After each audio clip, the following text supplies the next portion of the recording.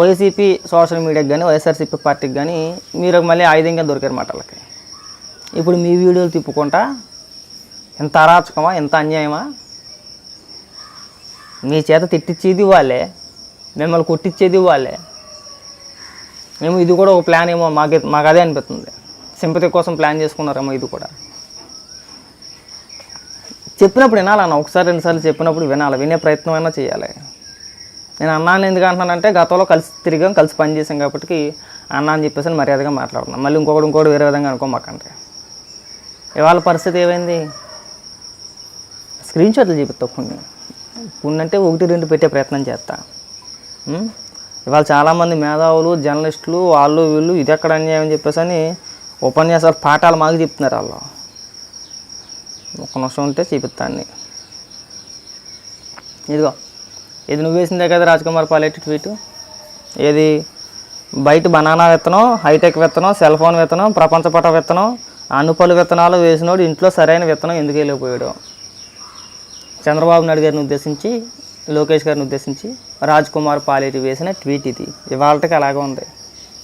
మీరు ట్విట్టర్లో కొట్టి చూస్తే రాజ్కుమార్ పాలేటి, కృష్ణవేణి పాలేటి ట్వీట్లు ఏ విధంగా ఉన్నాయి, వాళ్ళు విమర్శించే తీరే ఏ విధంగా ఉంటుంది, నారా లోకేష్ గారిని వాళ్ళు ఏ విధంగా మాట్లాడారు అనేది ఒక క్లారిటీ వచ్చింది మనకి. ఇంకా వినిపిస్తా. ఇగో, తమ్ముళ్ళు దయచేసి మన పప్పుగాడిని మాత్రం ఈరోజు ఎన్టీఆర్ శత వర్ధంత అని ఎవరు అడగొద్దు. ఎందుకంటే జయంతికి వర్ధంతికి తేడా తెలియని నాలిక మందపు వెధవ కనుక. మరి ఇది బలుపు కాదని, ఇది బలుపా కాదా? అంటే అధికారం ఉంది కదా, మన వెనకాల ఎవడో బోడిగాడు బొక్కగాడు ఉన్నాడు కదా అని చెప్పేసి నోటి దోల కొద్ది ఏది పడితే అది మాట్లాడితే తర్వాత చర్యకు ప్రతిచర్య ఇలాగే ఉంటాయి. నేనేమి అదేం సమర్థించట్లా, అలా అని చెప్పేసి మీ పైన జాలి కూడా పడట్లా.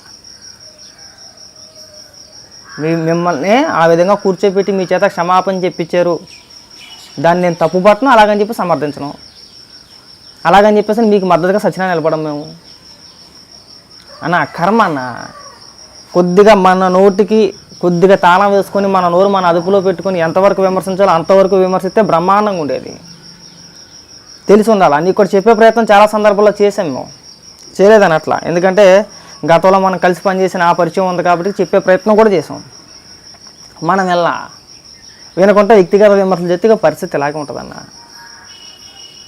పైగా దీనికి మళ్ళీ అపరమేధావులు, మళ్ళీ వైఎస్ఆర్సీపీ పార్టీ వాళ్ళు ఇంకో కొంతమంది ముందుకు వచ్చేసి బాబు ఇంకేమైనా ఉందా, రాష్ట్రంలో ఏదో జరిగిపోతుందంటే గతంలో తిట్టించింది వాళ్ళే, అప్పుడు తెలియదేటి. ఇదిగో ఇంకా వినిపిస్తా. అదేంట్రా తోలుమందం ఉచ్చపోయిస్తా, భయాన్ని పరిచయం చేపిస్తాను, ఇప్పుడు రామ్ గోపాల్ వర్మ వ్యూహం సినిమాకే భయపడి ప్యాంట్ తడిపేసుకున్నాం, అదేంట్రా? ఇవాళ ఎలాగే ఉంటుందిరా? మరి చాలా మర్యాద ఉంది, అది ఉండేది ఒకప్పుడు, పోగొట్టేసుకున్నావు. అది దానికైనా సంబంధం ఉందా? కడుపు మంట కాకపోతే నేను ఇంకో విషయం చెప్తా. కృష్ణవేణి పాలేటి పుట్టినరోజుకి నారా లోకేష్ గారు ఏదో ప్రోగ్రాంలో తిరుపతిలో ఉన్నారు. తిరుపతిలో ఉంటే కృష్ణవేణి పాలేటి పుట్టినరోజుకి వీళ్ళంతా బయలుదేరి కృష్ణవేణి పాలేటి, రాజ్కుమార్ పాలేటి తిరుపతి వెళ్ళి తిరుపతిలో నారా లోకేష్ గారి చేతుల మీదుగా కేక్ కట్ చేయించారు. నారా లోకేష్ గారు మీకు ఇచ్చిన వాల్యూ అది. మిమ్మల్ని కలిసిన ప్రతిసారి ఆయన ఒకటే మాట చెప్పేవాడు మీతోటి. మీరు అనేక సందర్భాల్లో నాకు చెప్పారు, నువ్వే చెప్పు, నీ రాజకీయ భవిష్యత్తుకి డోకా లేదురా, నేను ఉన్నానరా అని చెప్పేసి అని నారా లోకేష్ గారు నాతో అన్నారు సంతబాబు అని చెప్పేసి అని నువ్వే నాతో చాలా సందర్భాల్లో చెప్పావు కదా. మరి అది నువ్వు నిలబెట్టుకోవాలి కదా. అది మనం నిలబెట్టుకోవాలా, అందలంకి ఎక్కియాలా ఒకేసారి? సరే, అయ్యే రకరకాల ఆరోపణలు వచ్చింది, నేను వాటి గురించి కూడా మాట్లాడదలుచుకోవాలా. కొంతమంది డబుల్ బ్లాక్మెయిల్ చేశారనో లేదంటే ఇంకో రకంగా వసూలు చేశారనో రకరకాల ఆరోపణలు వచ్చినాయి, కానీ నాకు తెలియదు కాబట్టి నేను వాటి గురించి మాట్లాడదలుచుకోవాలా. వెళ్ళిపోయినప్పుడు సరే, పార్టీ నచ్చలేదు, పార్టీ మారిపోవాలనుకున్నారు, సస్పెండ్ చేశారు, మారిపోయారు, ఓకే, వైఎస్ఆర్సీపీ పార్టీ చేరలో తప్పలేదు. పోనీ విమర్శ అయినా రాజకీయ పరంగా విమర్శలు చేశారంటే చేయలేము. ఊడి పిల్లలు ఇద్దరు కట్టకట్టుకొని ఇంక మనమే 30 ఏళ్ళ అధికారంలోకి వచ్చేస్తాం, జగన్ వచ్చేస్తాడు, ఇంకా మనం ఎంత ఘోరంగా కించపరిచేయచ్చు, ఎన్ని బూతులైనా మాట్లాడచ్చు, వ్యక్తిగతంగా తిట్టేచ్చు అని చెప్పేసి అనుకున్నారు. ఏమైంది? ఇక మరి ఇదేంటిది? రే ఎవడరా దీన్ని ఎడిట్ చేసింది? అఫ్కోర్స్ బాగానే ఉందనుకో, అయినా సరే తీవ్రంగా ఖండిస్తున్నాం. నారా లోకేష్ గారి ఫోటో మార్ఫింగు ఇంకా ఉన్నాయి. ఇదిగో ఇది కృష్ణవేణి పాలిటీ అకౌంట్లో వేసింది. అంటే మీ ఇష్టానుసారం ఫోటోలు మార్పింగ్ చేసుకుంటా, బూతులు తిట్టుకుంటా, క్యారెక్టర్ని కించపరుస్తూ ఇంట్లో ఆడవాళ్ళని తీసుకొచ్చి మార్పింగ్లు చేసుకుంటా, అంటే మీ ఇష్టానుసారం చేస్తుంటే ముద్దెట్టుకుంటారా? దేనికైనా ఒక హద్దు ఉంటుంది, ఒక లిమిట్ ఉంటుంది. నువ్వు రాజకీయ విమర్శ ఏం మాట్లాడతావో, నారా లోకేష్ గారికి పలానా విషయం పని మాట్లాడరా, దాని కౌంటర్గా నువ్వు కూడా మాట్లాడు, బ్రహ్మాండంగా ఉంటావు. ఎవడొద్దన్నాడు?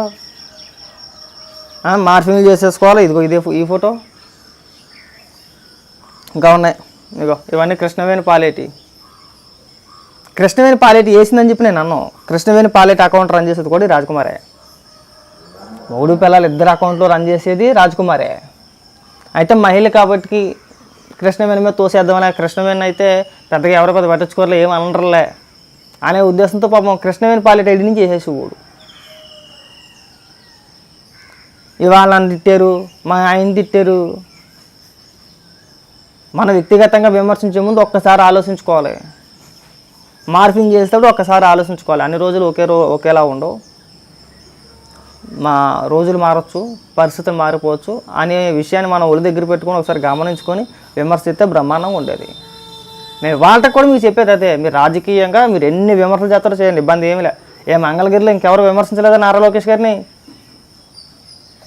మంగళగిరిలో వైసీపీ కార్యకర్తలు కానీ లేదంటే వైసీపీ నాయకులు కానీ ఇంకెవ్వరు విమర్శించలేదా నారా లోకేష్ గారిని? రాజకీయంగా ఎంతమంది విమర్శించలేదు? ఇంక రాష్ట్రంలో మిగిలిన వ్యక్తులు ఎవరు విమర్శించలేదా?